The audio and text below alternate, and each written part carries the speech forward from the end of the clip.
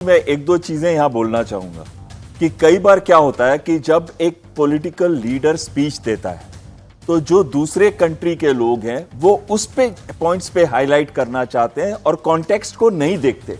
तो इस वजह से ये बहुत जरूरी हो जाता है कि जो भी पॉलिटिकल पार्टीज हों उन्होंने ये सोचा कि अभी हमारे ऑपरेशंस खत्म हो गए हैं तो वो क्वेश्चन उठाने चाहते हैं, क्योंकि इन डेमोक्रेसी में एक ऑपोजिशन को क्वेश्चन उठाने का हक है। लेकिन सर क्वेश्चन उठाना पर शब्दों सर जो शब्द माफी के साथ आपको बोल रही हूँ शब्दों पर बहुत गौर करना पड़ता है। सिंदूर का सौदा। अभी देखिए मीनाक्षी जी, मैं इसी पे पॉइंट पे आ रहा था। जी जी। मैं साथ में ये भी कह रहा हूं कि यहां पे सभी पार्टीज को बहुत ध्यान रखना चाहिए कि ऑपरेशन सिंदूर खत्म नहीं हुआ है, अभी तो पॉज है। हम उनका बिहेवियर देख रहे हैं। कल अगर कोई भी वो ऐसा एक्शन करते हैं जो हमारे देश के हित में नहीं है तो हम एप्रोप्रिएटली रिस्पॉन्ड करेंगे।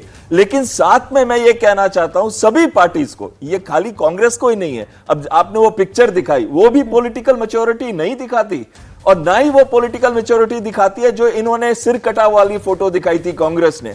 तो कहीं ना कहीं ये पॉलिटिकल मैच्योरिटी हमारे सारे पॉलिटिकल पार्टीज में आनी चाहिए और खासकर ऑपोजिशन को यह ध्यान रखना चाहिए कि कभी भी ऐसे समय में जब हाइटेंड टेंशन हो कोई ऐसी स्टेटमेंट ना करे जिसको दुश्मन देश जो है इस्तेमाल करके यह दिखा सके कि वो सही था और हम सही नहीं थे। आप ठीक कह रहे सिन्हा सर, पाकिस्तान में एक ही ऑडियो क्लिप को बार बार चला के दिखाना, जो पवन खेड़ा जी का ऑडियो क्लिप दिखाया जा रहा है, उनके एक बाइट का एक हिस्सा निकाला गया। ये पहले तो मुझे बड़ी आपत्ति है सिंदूर का सौदा शब्द की।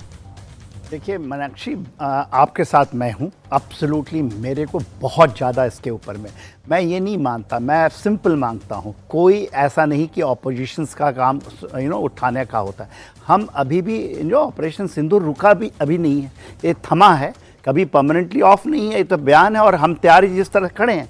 देखिए हमारे यहाँ एक है तो कॉकरोच एक दूसरे को यदि आप ग्लास में रखेंगे ना तो एक दूसरे के पैर खींचते हैं and they will never allowed anyone to. हमारी हालत यही है। हम उसको मिर्जाफर कहते थे, जयचंद की नाम देते हैं। मेरा ये मानना है कि ये जो चीज़ें होती हैं एग्जैक्टली सेम।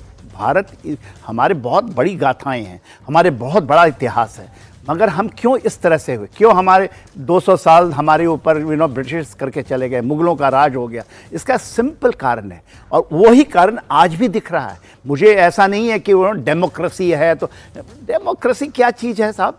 डेमोक्रेसी तो है देश के अंदर।